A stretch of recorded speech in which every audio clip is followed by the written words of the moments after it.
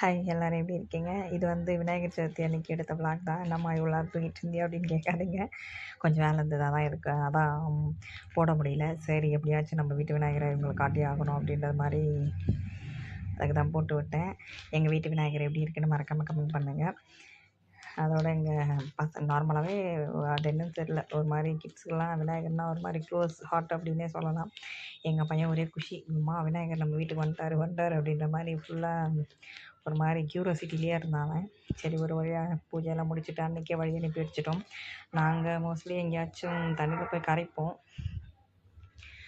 இல்லைன்னா யாராவது வச்சுட்டு போய் அன்றைக்கே வச்சு எடுத்துருவாங்கள்ல, அவங்கக்கிட்ட தான் கொடுத்து விடுவோம்.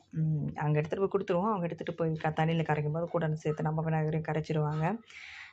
ஒரு சிலர்லாம் வீட்லேயே வச்சுக்கிறாங்களாம். எங்களோடது ரெண்டட் ஹவுஸ் தான், அந்தளவுக்குலாம் இடம் இல்லை. அதுவும் இல்லாமல் ஒரு டைமில் சின்னதாக கிடைக்கும், ஒரு சில டைமில் கிடைக்காது. அதனால் நாங்கள் மோஸ்ட்லி கரைக்க தான் எடுத்துகிட்டு போய் கரைச்சிடுவோம்.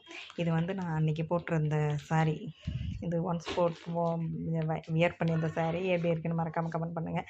பசங்களோட எடுக்கலான்னு நினச்சா நான் எடுக்க முடியல. அதோட வீடியோஸ் எப்படி இருக்குன்னு கமெண்ட் பண்ணுங்கள்.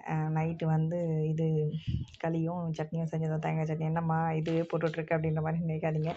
ரீசெண்ட் டைமில் இது வந்து ஒரு மாதிரி ஃபேவரட் ஃபுட் ஆகிடுச்சு எல்லாருக்கும் அப்படின்னே வச்சுக்கோங்களேன். கார சட்னி வந்து காலையில் வச்சது, இந்த தேங்காய் சட்னி நைட் அரைச்சது. நல்லா இருந்தது. ஒரு மாதிரி பசங்களும் நல்லா லைக் பண்ணி சாப்பிட ஆரம்பிச்சிட்டாங்க. அதனால தான் இப்போ அடிக்கடி இது பண்ண வேண்டியதாக இருக்குது. வீடியோ பிடிச்சிருந்தா லைக் பண்ணுங்கள், மறக்காம சேனலை சப்ஸ்கிரைப் பண்ணுங்கள்.